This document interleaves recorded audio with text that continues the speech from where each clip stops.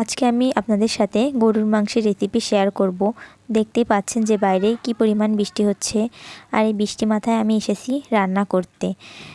বৃষ্টি সবার জন্য কিন্তু সুখের হয় না, গ্রাম্য যারা গৃহিণী আছে তাদের জন্য তো সেটা মোটেও সুখের না। এই কাদা পানি ডিঙিয়ে আমি এসেছি আজকে গরুর মাংসের রেসিপি নিয়ে। তাহলে চলুন দেখে নেওয়া যাক, আর কথা বাড়াবো না, গরুর মাংসের রেসিপিটা চলুন তাহলে দেখে নিই। গরুর মাংস রান্না করার জন্য প্রথমে আমি মাংসগুলোকে এভাবে ধুয়ে পানি ঝরিয়ে নিয়েছি। এই যে একটি ডালা দিয়ে পানি ঝরিয়ে নিয়েছি। এবার একটি কড়াইতে কিছু পরিমাণ তেল দিয়ে নিয়েছি। তেলটা গরম হয়ে যাওয়ার পরে এই যে আগে থেকে কেটে রাখা আলুগুলো এভাবে তেলের ভিতরে ভেজে নিব।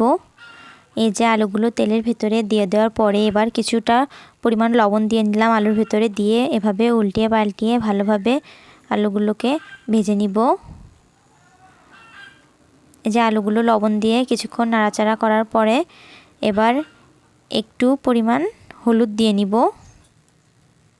এই যে হলুদটা কিন্তু অবশ্যই তেলের ভিতরে দিতে হবে। তেলের ভিতরে আমি অল্প পরিমাণ হলুদ দিয়ে নিলাম এবং আলুগুলোকে ভালোভাবে এভাবে নাড়াচাড়া করে নিব। এই যে আলুগুলো প্রায় 1 মিনিটের মতো এভাবে কিছুক্ষণ নাড়াচাড়া করে নিয়ে আলুগুলো এভাবে তুলে নিব। এবার একটি শিলপাটায় জিরা, এলাচ এবং লবঙ্গ, আদা, রসুন, পেঁয়াজ বেটে নিব ভালোভাবে। এবার কড়াইতে আর একটু পরিমাণে তেল দিয়ে নিব। তেল দিয়ে তেলগুলো ভালোভাবে গরম হয়ে যাওয়ার পরে বাটা মশলাগুলো এবার তেলের ভেতরে দিয়ে নিব। বাটা মশলা তেলের ভেতরে দেওয়ার পরে এভাবে খুন্তির সাহায্যে নেড়ে নিব ভালোভাবে। এই যে খুন্তির সাহায্যে একটু ভালোভাবে নেড়ে নিলাম। এবার মশলার ভিতরে আমি শুকনো মরিচের গুঁড়ো দিয়ে নিচ্ছি। এই শুকনো মরিচটা কিন্তু আমি রোদে দিয়ে ব্লেন্ড করে তারপরে ব্লেন্ডারে গুঁড়ো করে নিয়েছি।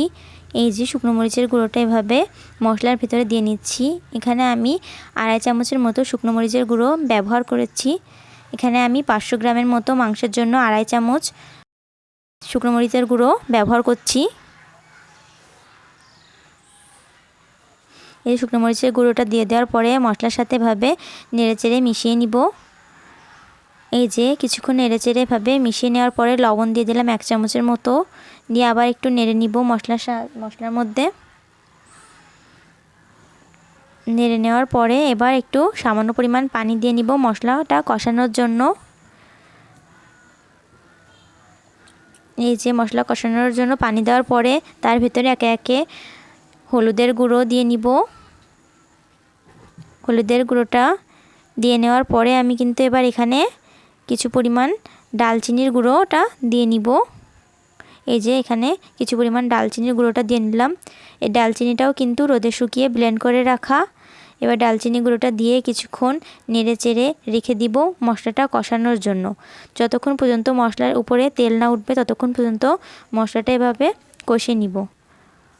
মশলার ভিতরে তেল উঠে যাওয়ার পরে গরুর মাংসগুলো মশলার ভিতরে দিয়ে নিব। এই যে আমি গরুর মাংসগুলো মশলার ভিতরে দিয়ে নিলাম। এবার একটি খুন্তির সাহায্যে এভাবে গরুর মাংসগুলো নেড়ে নিব। এভাবে আমি কিন্তু 5 মিনিটের মতো গরুর মাংসগুলো নেড়ে নিব। যতক্ষণ পর্যন্ত না ভাজা ভাজা হয়ে যায় ততক্ষণ এভাবে নেড়ে নিব।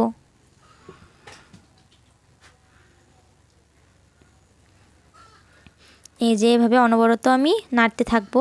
মাংসের ভিতরে কিন্তু আলাদা একটা পানি বের হয়, নেড়ে চেড়ে পানিটাকে ভালোভাবে শুকিয়ে নিব।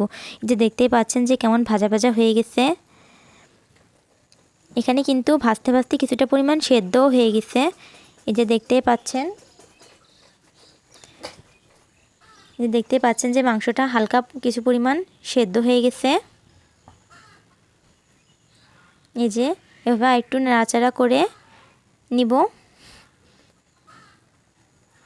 এই যে কিছুক্ষণ নাড়াচাড়া করার পরে এবার মাংসটা পুরোপুরি সেদ্ধ হওয়ার জন্য কিছু পরিমাণ পানি দিয়ে নিব।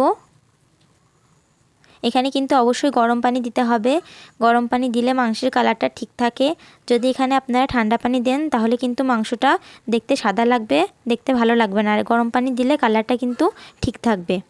এই করা চারিপাশ থেকে আমি মশলাটা এভাবে চামচের সাহায্যে ঝোলের সাথে মিশিয়ে দিচ্ছি। এই যে কিছু পরিমাণ পানি থাকতে থাকতে কিন্তু আমি আলুগুলো দিয়ে নিয়েছি। আলুগুলো যেহেতু একটু বড় বড় করে কাটা হয়েছে তাই পানিটা থাকতেই দিতে হবে। আপনারা যদি ছোট ছোট করে আলু কাটেন তাহলে মাংসটা কষানোর পরে দিয়ে নেবেন। এই যে কিছু পরিমাণ পানি থাকতে আলুগুলো দিয়ে এভাবে ঢেকে নিব। এবার কড়ার ঢাকনাটা উঁচু করে নিয়ে মাংসগুলো এভাবে নেড়েচেড়ে পানিটা শুকিয়ে নিব। এই যেভাবে ভালোভাবে খুন্তি সাজিয়ে নেড়ে নিব। আপনারা রান্নাঘরের আশেপাশটা একটু স্কিপ করবেন, যেহেতু আজ 3 দিন থেকে টানা বৃষ্টি, তাই রান্নাঘরটা লেপা হয়নি। এই যেভাবে খুন্তি সাহায্যে গরুর মাংসটা নেড়ে নেড়ে ভেজে নিব। দেখতে পাচ্ছেন যে কি সুন্দর ভাজা হয়েছে, তেলটা উপরে ভেসে উঠছে, যে দেখতেই পাচ্ছেন। এই অবস্থায়ও কিন্তু আপনারা নেড়ে খেতে পারেন। আমি যেহেতু বাসায় গেস্ট এসেছে তাই একটু ঝোল বানাবো। এই যে ঝোলের পানিটা দিয়ে নিলাম। যতটুকু ঝোল রাখবো ততটুকু পরিমাণ আমি এখানে পানি দিয়ে নিব। ঝোলের পানি দেওয়ার পরে কড়াইয়ের আশেপাশে মশলাগুলো এভাবে খুন্তির সাহায্যে ভালোভাবে মুছে নিব। এই যে খুন্তির সাহায্যে ভালোভাবে ঝোলের সাথে মশলাগুলো মিশিয়ে নিচ্ছি। এবার পানিটায় ঝোলে বলক আসা পর্যন্ত অপেক্ষা করব। এই যে ঝোলের পানিটা এভাবে দিয়ে নিয়ে বলক আসা পর্যন্ত অপেক্ষা করব। এবার ভালোভাবে বলক চলে আসলে একটু চামচের সাহায্যে দেখে নিব যে লবণ ঠিক আছে কিনা। এই যে এবার একটি পাত্রে গরুর মাংসগুলো নামিয়ে নিলেই রেডি হয়ে গেল।